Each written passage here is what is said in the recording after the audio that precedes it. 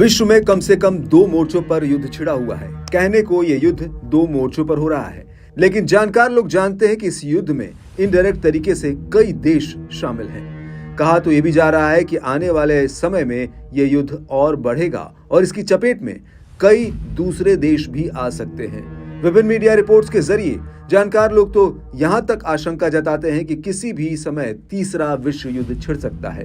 विश्व में चल रहे तनावपूर्ण माहौल के बीच सभी देश अपनी सुरक्षा को लेकर चिंतित और जागरूक हैं। चीन जैसे देश ने तो जल, थल और नभ से भी आगे बढ़ते हुए अंतरिक्ष तक में लड़ाकू विमान तैयार कर दिया है। अमेरिका और चीन के बीच अंतरिक्ष के मामले में भी एक दूसरे से आगे निकलने की तगड़ी होड़ है। इस बीच चीन ने जुहाई एयर शो में अपने छठी पीढ़ी के लड़ाकू विमान बैदी बी टाइप के प्रोटोटाइप को लॉन्च किया है। इसे व्हाइट एम्परर के नाम से भी जाना जाता है। इसकी लॉन्चिंग ने दिखा दिया कि चीन ने अपने सैन्य एरोस्पेस से जुड़ी क्षमताओं में भी जबरदस्त तरक्की की है।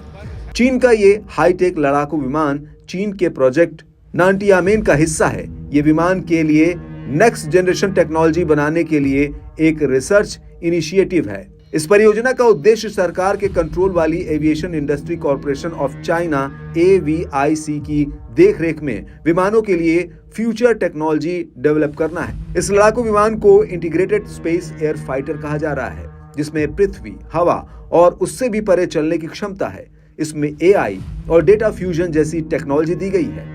ये खासियतें इसे भविष्य के लिए एक नेटवर्क कॉम्बैट सिस्टम बनाती है। इसका AI सिस्टम और अन्य हाईटेक टेक्नोलॉजी इस विमान को युद्ध के मैदान से जुड़ी जरूरी जानकारी देते हैं।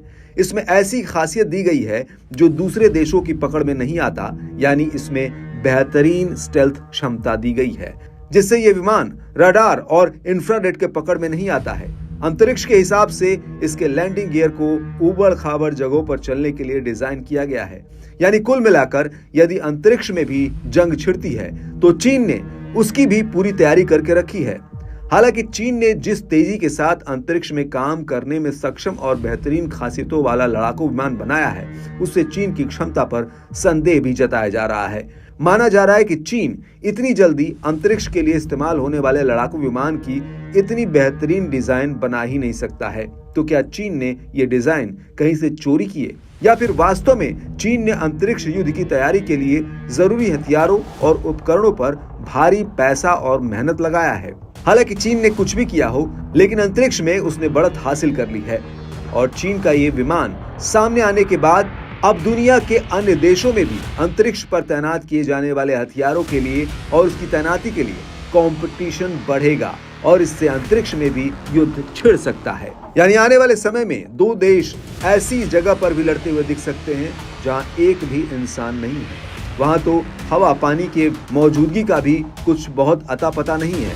हालांकि अभी भले ही अंतरिक्ष में इंसानी जीवन के लिए जरूरी वातावरण नहीं है, लेकिन अमेरिका से लेकर भारत, रूस और चीन सहित अन्य देश भी अंतरिक्ष की दौड़ में शामिल हैं।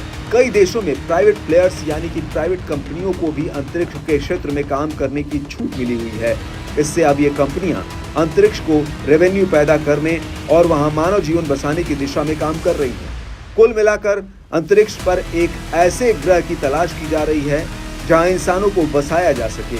अमेरिका की प्राइवेट स्पेस कंपनी SpaceX भी नासा के साथ मिलकर इस दिशा में काफी तेजी से काम कर रही है। SpaceX के मालिक एलोन मस्क अंतरिक्ष से जुड़ी खोजों में काफी पैसा लगा रहे हैं और वो कई बार नुकसान होने के बाद भी अंतरिक्ष से जुड़ी खोजों पर पूरी ताकत लगाए हुए हैं। ऐसे में अब दुनिया भर के तमाम देशों के कान खड़े हो गए हैं और जल्द वो भी अंतरिक्ष से जुड़ी अपनी तैयारियों में लग जाएंगे।